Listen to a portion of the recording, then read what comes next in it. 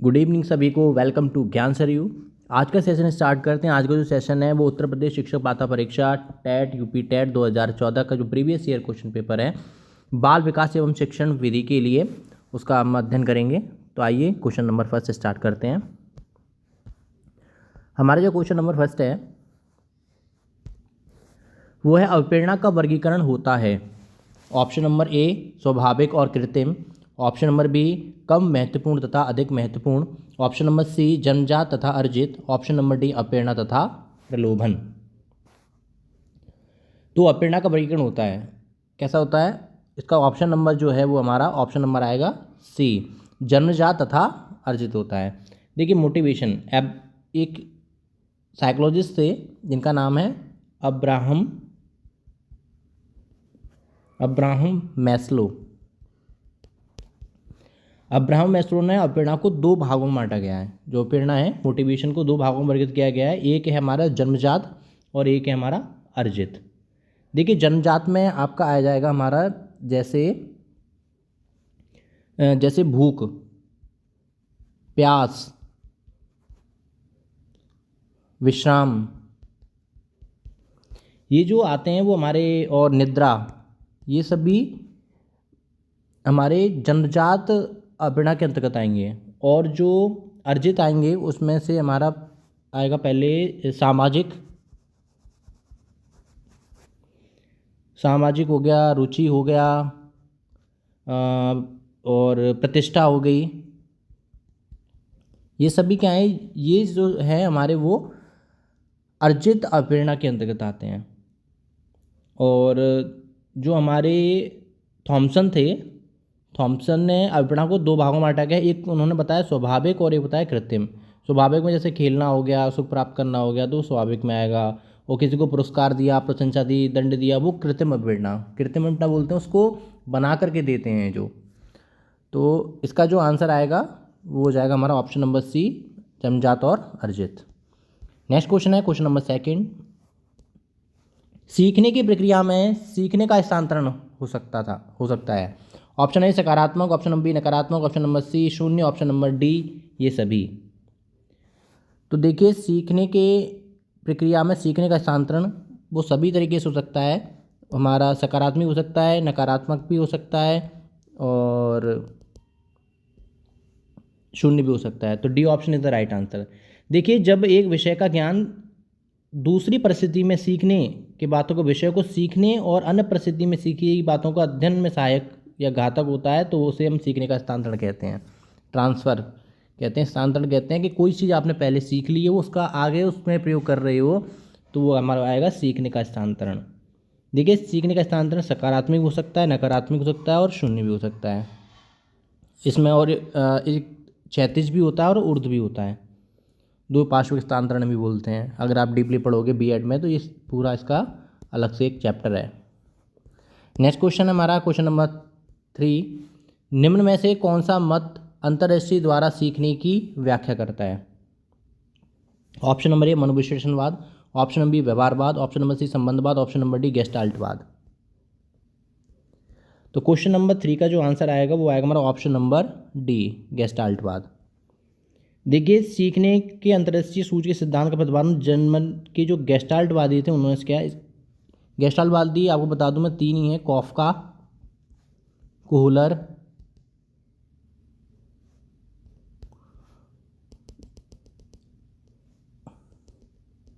और वर्दीमर।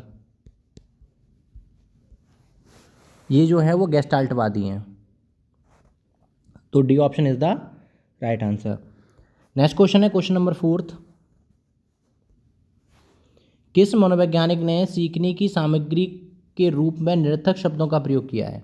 Option number A William James, option number B Skinner, option number C हैविंगहॉस, option number D Bartlett. तो इसका जो answer आएगा वो आएगा हमारा ऑप्शन नंबर सी हैविंगहॉस। देखिए हैविंगहॉस जो मनोवैज्ञानिक हैं उन्होंने निरर्थक शब्दों का, कई शब्दों का, निरर्थक शब्दों का प्रयोग कर सीखने की सामग्री का प्रयोग करने के लिए कहा है।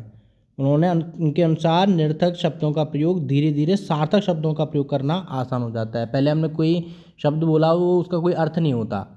छोटे बालक जो शब्द बोलते हैं, आमा, आबा, जो शब्द हैं वो निरर्थक शब्द बोलते हैं, उसके बाद में वो सार्थक शब्द सीखते हैं तो वो उनके लिए आसान हो जाता है।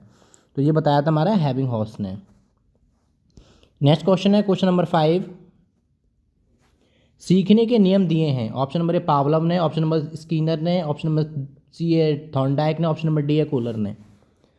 तो सीखने के जो नियम दिए हैं वो दिए हैं हमारे ऑप्शन नंबर सी थॉर्नडाइक ने।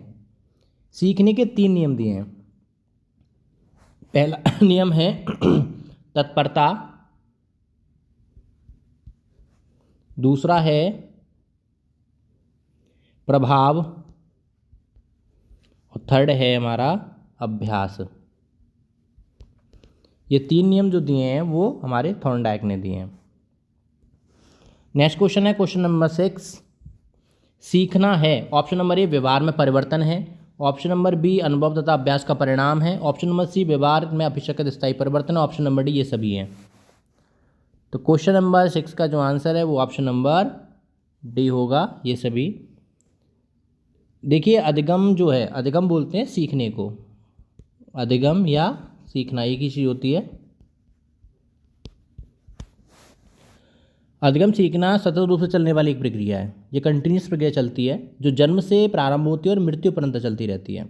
सीखने की गति में वातावरण के अनुकूल परिवर्तन होता था, कभी हम अधिक सीखते हैं तो कभी कम सीखते हैं। इसमें 2 तत्व होते हैं, एक परिपक्वता और दूसरा पूर्व अनुभवों से प्राप्त परिणाम।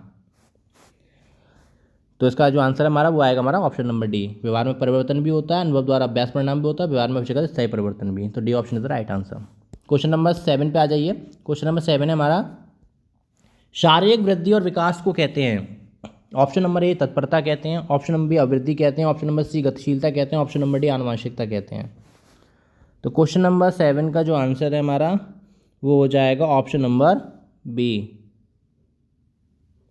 अभिवृद्धि। देखिए अगर शारीरिक वृद्धि पूछा है तो शारीरिक वृद्धि को हम अभिवृद्धि कहते हैं। जैसे अभिवृद्धि का मतलब होता है ग्रोथ, इंग्लिश में इसको ग्रोथ बोलते हैं, ग्रोथ कहते हैं। अभिवृद्धि एक निश्चित समय तक और एक निश्चित सीमा तक चलती है। अगर आपकी जो ग्रोथ है 19-20 साल तक आपकी ग्रोथ हो जाएगी तो उसके बाद में आपकी लंबाई बढ़ना निश्चित हो जाएगी, मतलब फिक्स हो जाएगी एक बार, तो आपकी लंबाई नहीं बढ़ेगी। शारीरिक विकास भी एक निश्चित समय और सीमा के अंतर्गत होता है। जैसे शारीरिक विकास है आपका वो एक निश्चित सीमा तक ही होगा, इसलिए हमारा B option is the right answer. क्योंकि इसमें शारीरिक वृद्धि पूछा, शारीरिक वृद्धि क्या होती है? वृद्धि ही होती है। अब वृद्धि को शारीरिक वृद्धि ही कहते हैं, ग्रोथ। नेक्स्ट क्वेश्चन है क्वेश्चन नंबर 8। चिंतन संज्ञानात्मक पक्ष में एक मानसिक क्रिया है, यह कथन दिया। ऑप्शन नंबर ए डीवी द्वारा, ऑप्शन नंबर बी गिलफोर्ड द्वारा, ऑप्शन नंबर सी क्रूज द्वारा, ऑप्शन नंबर डी रॉस द्वारा। चिंतन संज्ञानात्मक पक्ष में एक मानसिक क्रिया है, तो ये दिया था ऑप्शन नंबर डी रॉस ने। देखिए रॉस ने ये डेफिनेशन दी थी कि चिंतन जो है वो संज्ञानात्मक पक्ष में एक मानसिक क्रिया है, तो D option is the right answer. Next question है क्वेश्चन नंबर 9। बाल मनोविज्ञान के आधार पर कौन सा कथन सर्वोत्तम है? ऑप्शन नंबर ए सारे बच्चे एक जैसे होते हैं, ऑप्शन नंबर बी कुछ बच्चे एक जैसे होते हैं, ऑप्शन नंबर सी कुछ बच्चे विशिष्ट होते हैं, ऑप्शन नंबर डी प्रत्येक बच्चा विशिष्ट होता है। तो जो क्वेश्चन नंबर 9 का जो आंसर है वो हो जाएगा हमारा ऑप्शन नंबर डी, प्रत्येक बच्चा विशिष्ट होता है। देखिए बाल मनोविज्ञान के अंतर्गत बालक के उस विकास का अध्ययन किया जाता है जो बालक के जन्म से लेकर जो परिपक्वता की अवस्था तक होती है, अर्थात बालक सामान्य से विशिष्ट हो जाता है, तो इसलिए प्रत्येक बच्चा विशिष्ट होता है। Question number 10। बाल मनोविज्ञान का केंद्र बिंदु है। ऑप्शन नंबर ए है अच्छा शिक्षक, ऑप्शन नंबर बी है बालक, ऑप्शन नंबर सी है शिक्षण प्रक्रिया, ऑप्शन नंबर डी है विद्यालय। तो क्वेश्चन नंबर 10 का जो आंसर हमारा वो हो जाएगा ऑप्शन नंबर बी बालक। देखिए बाल मनोविज्ञान का मुख्य जो केंद्र बिंदु है वो बालक ही है।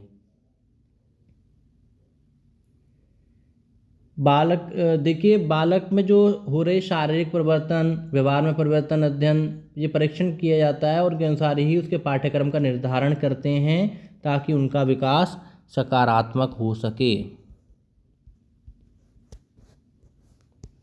नेक्स्ट क्वेश्चन है क्वेश्चन नंबर 11। अच्छी स्मृति की विशेषताएं हैं। ऑप्शन नंबर ए शीघ्र पुनः स्मरण, ऑप्शन नंबर बी शीघ्र पहचान, ऑप्शन नंबर सी अच्छी धारणा, ऑप्शन नंबर डी ये सभी। तो क्वेश्चन नंबर 11 का जो आंसर है वो हमारा ऑप्शन नंबर डी, यह सभी। देखिए, अच्छी स्मृति की विशेषताएं शीघ्र पुनःस्मरण, आप जल्दी याद कर लेते हैं, शीघ्र पहचान जाते हैं और शीघ्र आप अपनी एक धारणा बना लेते हैं। तो D option is the right answer. Next question है क्वेश्चन नंबर 12। संवेग शब्द का शाब्दिक अर्थ है। ऑप्शन नंबर ए क्रोध और भय, ऑप्शन नंबर बी स्नेह और प्रेम, ऑप्शन नंबर सी उत्तेजना या भाव में उथल पुथल, ऑप्शन नंबर डी उपरोक्त में से कोई नहीं। तो संवेग का शाब्दिक अर्थ पूछा है यहाँ पर। संवेग का शाब्दिक अर्थ होता है ऑप्शन नंबर सी उत्तेजना या भाव में उथल पुथल। देखिए, संवेग शब्द का शाब्दिक अर्थ वेग युक्त, इसे बोलते हैं वेग युक्त, अर्थात जब व्यक्ति वेगवान होकर कार्य करता है तो उसे संवेग कहते हैं। अंग्रेजी भाषा के इमोशन, अंग्रेजी में इसको इमोशन कहते हैं। ई का अर्थ होता है अंदर, मैं एक बार लिख देता हूँ मैं। इसमें इमोशन में जो ई का अर्थ होता है उसे बोलते हैं, इस ई का अर्थ है अंदर और मोशन का अर्थ है गति, और मोशन का अर्थ है गति करना। अंग्रेजी में इमोशन शब्द का आंतरिक भावों के बाहर की ओर गति देने से होता है। तो इसका जो आंसर है वो होगा हमारा ऑप्शन नंबर सी उत्तेजना या भाव में उथल पुथल। नेक्स्ट क्वेश्चन है क्वेश्चन नंबर 13। कौशल सीखने की पहली अवस्था है। ऑप्शन नंबर ए यथार्थता, ऑप्शन नंबर बी कल्पनाशीलता, ऑप्शन नंबर सी समन्वय, ऑप्शन नंबर डी अनुकरण। क्वेश्चन नंबर 13 का जो आंसर होगा वो होगा हमारा ऑप्शन नंबर डी अनुकरण। देखिए, जन्म से ही बालक अपने माता पिता या समाज के अन्य व्यक्तियों के व्यवहारों का अवलोकन करता है एवं कालांतर में उन्हें कुछ न कुछ व्यवहारों का अनुकरण अपने व्यवहार में करने लगता है। इसी प्रकार कौशल या किसी विशेष क्षेत्र में योग्य हासिल करने की पहली अवस्था ही अनुकरण होती है। छोटा बच्चा सबसे पहले अनुकरण ही करता है और अनुकरण से माध्यम से वे कई प्रकार के कौशल सीख जाता है। इसलिए D option is the right answer. Next question है क्वेश्चन नंबर 14। मानसिक आयु के प्रत्यय का सर्वप्रथम प्रयोग किया। ऑप्शन नंबर ए थॉर्नडाइक ने, ऑप्शन नंबर बी गिलफोर्ड ने, ऑप्शन नंबर सी स्पिरमैन ने, ऑप्शन नंबर डी बिने साइमन ने। तो क्वेश्चन नंबर 14 का जो आंसर आएगा वो आएगा ऑप्शन नंबर डी बिने साइमन ने। देखिए, मानसिक आयु को जो संप्रत्यय दिया, मेंटल एज बोलते हैं, मानसिक आयु का जो संप्रत्यय दिया वो बिने और साइमन ने दिया। और 1905 में बिने ने अपने सहयोगी साइमन के साथ मिलकर ये सफल बुद्धि परीक्षण किया था। और कब दिया था ये? 1905 में दिया था। मेंटल एज, मानसिक आयु का संप्रत्यय। नेक्स्ट क्वेश्चन है क्वेश्चन नंबर 15। शैशवावस्था के लिए उत्तम शिक्षण विधि है। ऑप्शन नंबर ए मॉन्टेसरी विधि, ऑप्शन नंबर बी खेल विधि, ऑप्शन नंबर सी किंडरगार्टन विधि, ऑप्शन नंबर डी ये सभी। तो शैशवावस्था के लिए सबसे अच्छी विधि कौन सी है? तो सबसे अच्छी विधि आएगी हमारी ऑप्शन नंबर डी ये सभी। देखिए, मॉन्टेसरी विधि भी, खेल विधि भी, किंडरगार्टन विधि भी। आपको अवस्था बता देता हूँ मैं, जो 0 से 6 वर्ष के जो बालक होते हैं वो शैशवावस्था के अंतर्गत आते हैं। और इस अवस्था में शिशु मॉन्टेसरी विधि, किंडरगार्टन और खेल विधि की आदि शिक्षा दी जाती है। इस प्रकार की शिक्षण पद्धति वर्तमान समय में प्ले वे स्कूल बोलते हैं उनको, play way school, play group भी बोल सकते हैं, स्कूल में अपनाई जाती है। तो D option is the right answer. Next question है क्वेश्चन नंबर 16। बाल विकास में ऑप्शन नंबर ए प्रक्रिया पर बल है, ऑप्शन नंबर बी वातावरण और अनुभव की भूमिका पर बल है। ऑप्शन नंबर सी गर्भावस्था से किशोरावस्था का अध्ययन होता है। ऑप्शन डी उपयुक्त सभी पर। तो क्वेश्चन नंबर 16 का जो आंसर आएगा वो आएगा हमारा ऑप्शन नंबर डी, उपरोक्त सभी पर। देखिए प्रक्रिया पर बल है, वातावरण अनुभव की भूमिका पर बली होती है, गर्भावस्था से किशोरावस्था का अध्ययन बाल विकास में ही करते हैं। और इनकी अवस्था में आपको बता देता हूँ पहले एक बार। देखिए सबसे पहली जो अवस्था आती है वो होती है हमारी गर्भावस्था। गर्भावस्था ये आएगी 0 से 9 माह, 9 महीने के जो बच्चे होते हैं। दूसरा आएगा हमारा शैशवावस्था। शैशवावस्था में आएंगे हमारे 0 से 6 वर्ष के बालक। फिर आएगा थर्ड नंबर हमारा बाल्यावस्था। बाल्यावस्था आती है हमारे 7 से 12 वर्ष की अवस्था। फिर फोर्थ नंबर है हमारा किशोरावस्था।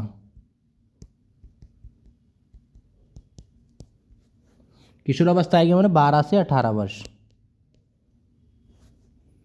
ये सारी हमारी अवस्थाएं हैं। नेक्स्ट क्वेश्चन है क्वेश्चन नंबर 17।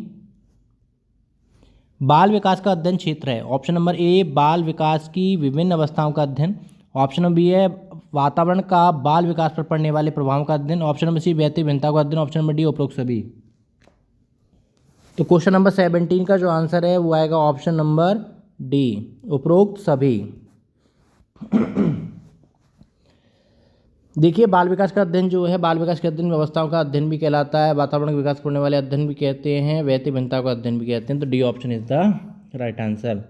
देखिए मनुष्य के जीवन से लेकर किशोरावस्था के जो अंत तक उनमें जो जैविक परिवर्तन होते हैं, जो मनोवैज्ञानिक परिवर्तन होते हैं, वो उन्हें ही हम बाल विकास कहते हैं। और बाल विकास के अंदर शारीरिक विकास भी आता है, मानसिक विकास, व्यवहार परिवर्तन भी आता है, वातावरण का और बालक पे जो प्रभाव पड़ता है उसका भी अध्ययन करते हैं हम। तो इसके साथ ही बालक के वैयक्तिक भिन्नता का भी अध्ययन हम करते हैं। तो D option is the right answer. Next question है क्वेश्चन नंबर 18। सर्वाधिक उपयुक्त जीवित रहता है का सिद्धांत है। ऑप्शन नंबर ए लैमार्क का, ऑप्शन नंबर बी हैरिसन का, ऑप्शन नंबर सी डार्विन का, ऑप्शन नंबर डी मैकडूगल का। तो क्वेश्चन नंबर 18 का जो आंसर है वो आएगा हमारा ऑप्शन नंबर सी डार्विन का। सर्वाधिक उपयुक्त जीवित रहता है वो डार्विन का ही सिद्धांत है। देखिए ये साइंस में देखने को मिलेंगे आपको। इनका पूरा नाम है चार्ल्स डार्विन। चार्ल्स डार्विन ने क्रम विकास का सिद्धांत प्रतिपादित किया था। इन्होंने सिद्धांत दिया था, वो क्रम विकास का सिद्धांत दिया था। क्रम विकास का सिद्धांत प्रतिपादित किया था। और क्रम विकास जैविक आबादी के आनुवंशिक लक्षणों के पीढ़ी दर पीढ़ी परिवर्तन को कहते हैं।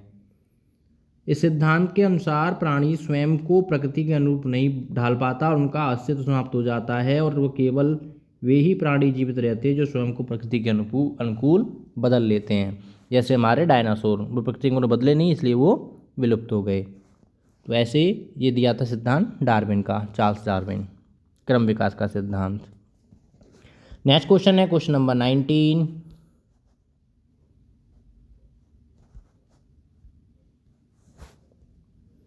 बिने साइमन परीक्षण द्वारा मापन किया जाता है। ऑप्शन नंबर ए सामान्य बुद्धि का, ऑप्शन नंबर बी विशिष्ट बुद्धि का, ऑप्शन नंबर सी अभिवृद्धि का, ऑप्शन नंबर डी क्षमता का। तो प्रश्न संख्या 19 का जो आंसर आएगा वो आएगा ऑप्शन नंबर ए सामान्य बुद्धि का। देखिए सामान्य बुद्धि का मापन बिने और साइमन ने किया था। बिने और साइमन बुद्धि परीक्षण किया था, और ये किया था 1905 ईस्वी में। 1905 ईस्वी में बिने साइमन ने, दो मनोवैज्ञानिक थे, इन्होंने ही परीक्षण की शुरुआत की थी। सबसे पहले मेंटल एज भी इन्होंने दिया था और सामान्य बुद्धि परीक्षण भी इन्होंने ही किया था। नेक्स्ट क्वेश्चन है क्वेश्चन नंबर 20। संविकात्मक विकास को प्रभावित करने वाले कारक हैं। ऑप्शन नंबर ए शारीरिक स्वास्थ्य, ऑप्शन नंबर बी मानसिक योग्यता, ऑप्शन नंबर सी थकान, ऑप्शन नंबर डी ये सभी। तो क्वेश्चन नंबर 20 का जो आंसर है वो हो जाएगा ऑप्शन नंबर डी ये सभी। शारीरिक स्वास्थ्य भी, मानसिक योग्यता भी और थकान भी। देखिए संवेगात्मक विकास का तात्पर्य होता है व्यवहार परिवर्तन से। अगर आपके व्यवहार में परिवर्तन हुआ तो आप में संवेगात्मक विकास हुआ। जैसे परिस्थिति उत्पन्न होती है उसी के अनुसार बालक अपने संवेग बोलते ही व्यवहार को हैं, संवेग बोल दो या व्यवहार बोल दो, एक ही चीज़ होती है, को प्रदर्शित करता है। संवेगात्मक विकास कई प्रकार के आंतरिक बाह्य कारणों से प्रभावित होता है। जैसे अगर आपका शारीरिक स्वास्थ्य सही नहीं है तो संवेगात्मक आपको इफेक्ट करेगा। ये हमारे शारीरिक, मानसिक, थकान और परिस्थिति, कैसी परिस्थिति आपके साथ घटित हो रही है उस पर हमारा निर्भर करता है। तो इसका जो आंसर आता है वो डी ऑप्शन ही होगा सभी। नेक्स्ट क्वेश्चन है क्वेश्चन नंबर 21। सामाजिक प्रत्याशाओं के अनुरूप व्यवहार की योग्यता का अधिगम सामाजिक विकास कहा जाता है, उक्त कथन है। डेफिनेशन है ये। ऑप्शन नंबर ए हरलॉक की है, ऑप्शन नंबर टीपी नन की है, ऑप्शन नंबर सी मैकडूगल की, ऑप्शन नंबर डी रॉस की है। तो क्वेश्चन नंबर 21 का जो आंसर है वो हो जाएगा हमारा ऑप्शन नंबर ए हरलॉक की है। देखिए हरलॉक जो हैं ये एक प्रसिद्ध मनोवैज्ञानिक थे जिन्होंने समाज का प्रभाव बालक के विकास एवं अधिगम में किस प्रकार पड़ता है उसके बारे में बताया था। हरलॉक के अनुसार सामाजिक प्रत्याशाओं के अनुरूप व्यवहार की योग्यता का अधिगम सामाजिक विकास कहा जाता है। इन्होंने जो व्यवहार की योग्यता बताई थी वो सामाजिक विकास कहा था। तो ऑप्शन नंबर ए हमारा सही है। Question number 22। सीखने का सर्वाधिक उपयुक्त अर्थ है। ऑप्शन नंबर ए कौशल अर्जन, ऑप्शन नंबर बी ज्ञानार्जन, ऑप्शन नंबर सी व्यवहार में परिमार्जन, ऑप्शन नंबर डी वैयक्तिक समायोजन। तो क्वेश्चन नंबर 22 का जो आंसर है वो होगा हमारा ऑप्शन नंबर सी व्यवहार में परिमार्जन। देखिए अधिगम सीखने का मुख्य उद्देश्य बालक के व्यवहार में परिवर्तन लाना है। अगर आप कोई बालक को पढ़ा रहे हो तो उसके व्यवहार में परिवर्तन आ रहा है तो आप कुछ उसको सिखा रहे हो, वो अधिगम कर रहा है, वो सीख रहा है। अगर उसके व्यवहार में परिवर्तन नहीं हो रहा तो वो कुछ भी नहीं सीख रहा। तो सबसे पहले क्या करना है, आपको अधिगम कराना है, उसको सिखाना है ताकि परिस्थिति के अनुरूप खुद को समायोजित करने और कौशल सीख सके, अपने कौशलों का विकास कर सके। नेक्स्ट क्वेश्चन है क्वेश्चन नंबर 23। वाणी दोष नहीं है। ऑप्शन नंबर ए ध्वनि परिवर्तन और अस्पष्ट उच्चारण, ऑप्शन नंबर ए धीमी या तेज गति से बोलना, ऑप्शन नंबर सी अकलाना और तुतलाना, ऑप्शन नंबर डी है तीव्र स्पष्ट वाणी। तो प्रश्न संख्या 23 का जो आंसर हो जाएगा वो हो जाएगा ऑप्शन नंबर बी धीमी या तेज गति से बोलना। देखिए वाणी दोष का अर्थ होता है अपनी बात को स्पष्ट रूप से न कह पाना। स्पष्ट रूप से अपनी बात न कह पाने का कारण ही, इसके कई कारण हो सकते हैं, जैसे आपको बता दूं मैं, जैसे हकलाना, तुतलाना, शब्दों का सही उच्चारण न कर पाना, धीमी या तेज गति से बोलना वाणी दोष नहीं होता। तो ये इसका ये सही आंसर आएगा। देखिए आपको बता दूं ध्वनि परिवर्तन अस्पष्टारण ये भी होगा हमारा, ये नहीं है, इसे नहीं पूछा है इसने, वाणी दोष नहीं है।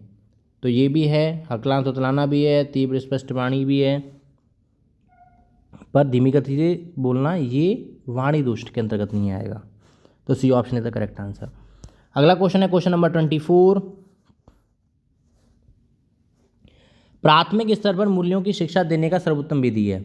ऑप्शन नंबर ए मूल्यों के महत्व को बताना, ऑप्शन नंबर बी मूल्यों के पालन न करने पर दंडित करना, ऑप्शन नंबर सी अध्यापक के व्यवहार में मूल्य स्थापना, ऑप्शन नंबर डी है उपरोक्त सभी। तो क्वेश्चन नंबर 24 का जो आंसर आएगा वो आएगा ऑप्शन नंबर सी अध्यापक के व्यवहार में मूल्य स्थापना। देखिए हमारा समाज सांस्कृतिक रूप से बहुआयामी होता है, इसलिए शिक्षा के द्वारा उन सार्वजनिक और शाश्वत मूल्यों को विकास होना चाहिए जो हम लोग को एकता की ओर ले जाता है। प्राथमिक स्तर पर मूल्य आधारित शिक्षा देने की कई विधियां होती हैं, और जैसे महान व्यक्तियों के गुणों के बारे में बताना, आप लोग असेंबली में वगैरह बताते हो तो महान व्यक्तियों के बारे में आप गुणों के बारे में बता रहे हो, मूल्यों के बारे में बता रहे हो, वैल्यूज़ दे रहे हो, उनको वैल्यू के बारे में बता रहे हो। अध्यापक द्वारा स्वयं आधारित व्यवहार आचरण अपनाना, अगर आप अध्यापक बन रहे हैं तो आपको आप क्लास में कैसा व्यवहार कर रहे हो, और क्लास में डिसिप्लिन बनाना, ये सब भी आते हैं हमारे व्यवहार के मूल्य स्थापना में। C option is the right answer. Question number 25, मूल्यों के वर्गीकरण में सम्मिलित नहीं है, इसमें नहीं पूछा है। ऑप्शन नंबर ए आध्यात्मिक मूल्य, ऑप्शन नंबर बी येन केन प्रकार धनार्जन का मूल्य, ऑप्शन नंबर सी है नैतिक मूल्य, ऑप्शन नंबर डी है सांस्कृतिक मूल्य। तो इसका जो आंसर आएगा वो आएगा येन केन प्रकार धनार्जन का मूल्य। ये इसमें 2 बार लिख गया है, धनार्जन का मूल्य। देखिए मूल्य से क्या तात्पर्य है, सबसे पहले मूल्य आता है। ये मूल्य से क्या तात्पर्य है, मूल से जो तात्पर्य है वो मानव जीवन के सकारात्मक गुण से होता है। अगर आपके जीवन में सकारात्मक गुण है वही मूल्य है। जैसे आपके नैतिक आचरण, आपके आध्यात्मिक आचरण, आपकी संस्कृति,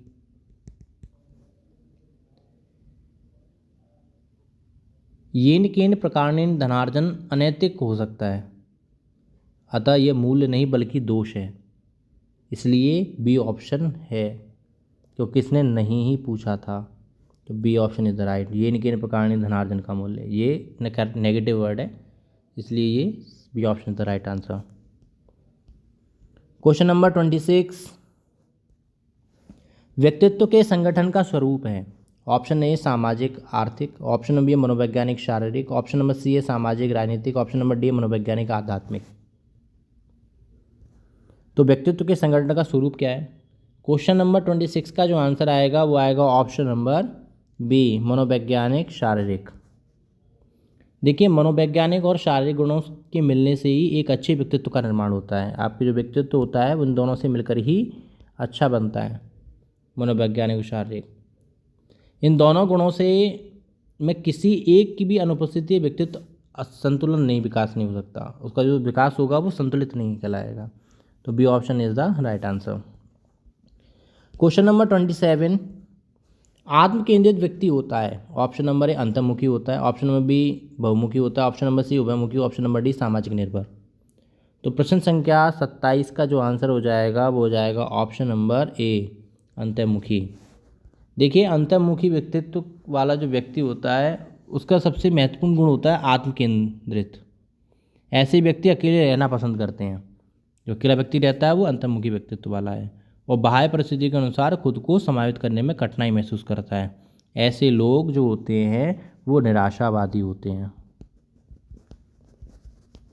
अपने आप में पसंद रहना जानते हैं, वो अंतर्मुखी वाले व्यक्तित्व वाले होते हैं इंसान।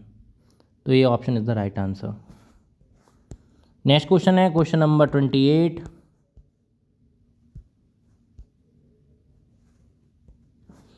अपने ऊर्जा व लिबिडो को बाहर की ओर अभिव्यक्त करने वाले व्यक्ति का प्रकार होता है। ऑप्शन नंबर ए ज्ञानात्मक व्यक्तित्व, ऑप्शन नंबर बी कलात्मक व्यक्तित्व, ऑप्शन नंबर सी बहुमुखी व्यक्तित्व, ऑप्शन नंबर डी धार्मिक व्यक्तित्व। तो क्वेश्चन नंबर 8 का जो आंसर आएगा वो आएगा हमारा ऑप्शन नंबर सी बहुमुखी व्यक्तित्व। देखिए अपने ऊर्जा बल को बाहर की ओर व्यक्त करने वाले व्यक्तित्व बहुमुखी प्रकार होते हैं। ऐसे व्यक्ति बाह्य परिस्थितियों के अनुसार खुद को आसानी से समायोजित कर लेते हैं। ऐसे लोग हमारे जो होते हैं वो उनको कहते हैं आशावादी। नेक्स्ट क्वेश्चन है क्वेश्चन नंबर 29, कक्षा 4 का एक बच्चा सदैव चिंतित और कुंठित रहता है। अगर कोई कक्षा क्लास 4 का बालक है और वो सदैव चिंतित रह रहा है, कुंठित रह रहा है, ऑप्शन नंबर उसके अभिभावक से शिकायत करेंगे, ये तो गलत बात है। ऑप्शन नंबर बी मनोचिकित्सक के पास लेकर जाएंगे, हो सकता है। ऑप्शन नंबर सी परामर्शदाता की भूमिका का निर्वाह करेंगे, ये भी सही है। ऑप्शन नंबर डी उसे उसके भाग्य पर छोड़ देंगे, ये तो गलत है। तो 2 ऑप्शन तो मैंने ही काट दिए। तो उसका जो सबसे बेहतरीन जो आंसर आएगा 29 का वो होगा हमारा ऑप्शन नंबर सी, स्वयं परामर्शदाता की भूमिका का निर्वाह करेंगे। उसकी कठिनाई का, जो उसकी चिंतित होने का, कुंठित होने का कारण पता करेंगे, परामर्श देंगे। तो C option the right answer. Next question है क्वेश्चन नंबर 30, भाषा विकास का सिद्धांत नहीं है, इसमें नहीं पूछा गया है। ऑप्शन नंबर ए अनुबंधन का सिद्धांत, ऑप्शन नंबर बी अनुकरण का सिद्धांत, ऑप्शन नंबर सी अतिरिक्त शक्ति का सिद्धांत, ऑप्शन नंबर डी है परिपक्वता का सिद्धांत। तो प्रश्न संख्या 30 का जो आंसर आएगा वो आएगा हमारा ऑप्शन नंबर सी अतिरिक्त शक्ति का सिद्धांत। ये कोई सिद्धांत नहीं है। देखिए, भाषा विकास का तात्पर्य ऐसे विकास है जिनमें बालक के विचारों और भावों को व्यक्त कर सके। भाषा के मुख्य 3 सिद्धांत हैं और 3 सिद्धांत मैं आपको यहाँ बता रहा हूँ। पहला सिद्धांत है हमारा अनुबंधन का सिद्धांत। सेकंड नंबर है हमारा अनुकरण का सिद्धांत और थर्ड है हमारा परिपक्वता का सिद्धांत।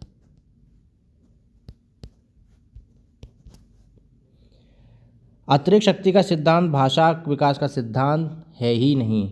यहाँ पर भाषा विकास सिद्धांत नहीं पूछा था तो नहीं में हमने उत्तर दिया है ऑप्शन नंबर सी। ठीक है, अनुबंधन का सिद्धांत भी, अनुकरण सिद्धांत भी, परिपक्वता सिद्धांत भी है, पर C option the right answer. क्यों? क्योंकि इसने नहीं ही पूछा था। तो आज आपके ये 30 प्रश्न यहाँ समाप्त होते हैं। आज हमने 2014 के जितने भी प्रीवियस ईयर क्वेश्चन पेपर थे यूपी टेट के वो सारे कंप्लीट कर लिए। आगे और प्रश्नों की श्रृंखला पढ़ने के लिए हमारे ज्ञान स्टडी चैनल को सब्सक्राइब कीजिए। धन्यवाद। जय हिंद, जय भारत।